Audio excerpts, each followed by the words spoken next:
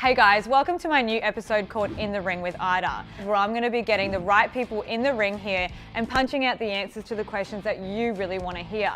So today I'm going to be interviewing Paul Broad from Broad Property Research and Advisory. I'm going to be asking the topic that's all over the media right now, which is what's happening in Brisbane's property market and is there really an oversupply? Okay, so Paul, 5 years ago there was a lot of talk about undersupply. Now there's talk about oversupply. What's changed? Well look, Ayda, it's very true that there was a significant undersupply of new apartments across inner Brisbane going back a few years ago. And that really started with the global financial crisis that hit at the end of 2008. Just as the Brisbane market was starting to pick up, we had the January 2011 flood. So yes, we did have a period of probably 5 years of very little development activity across inner Brisbane. What we're seeing at the moment really is just catch up from that period. Okay, so locally there's a lot of developments going up. Is this a good thing or a bad thing for the market right now?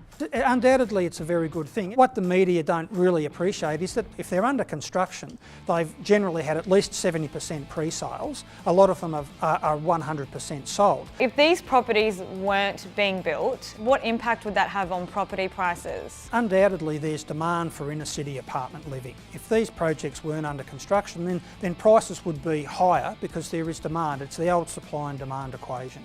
What are the aspects investors should be mindful of when entering the property market? The product and the location is very important. Proximity to employment centres, the CBD, amenities, lifestyle factors, close to the river if possible. Not to mention, Paul, about the yield that we're getting. I mean, the price you can buy in is great, but also the return that we're getting here in Brisbane is a lot better. Look, undoubtedly, I mean, gross rental yields on average across Brisbane are around the 5% mark. Compared to, across Sydney, gross rental yields are in the low ones. In Melbourne, it's about 2.9, just under 3%.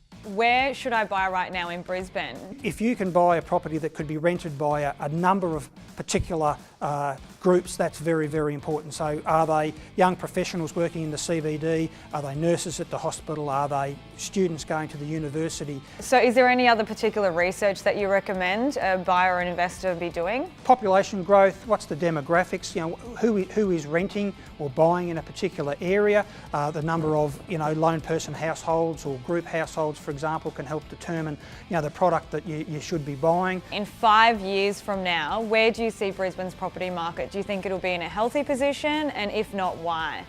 One thing I'm very strong about is that there's not an oversupply of apartments across inner Brisbane. I mean, I think that the media has got that wrong.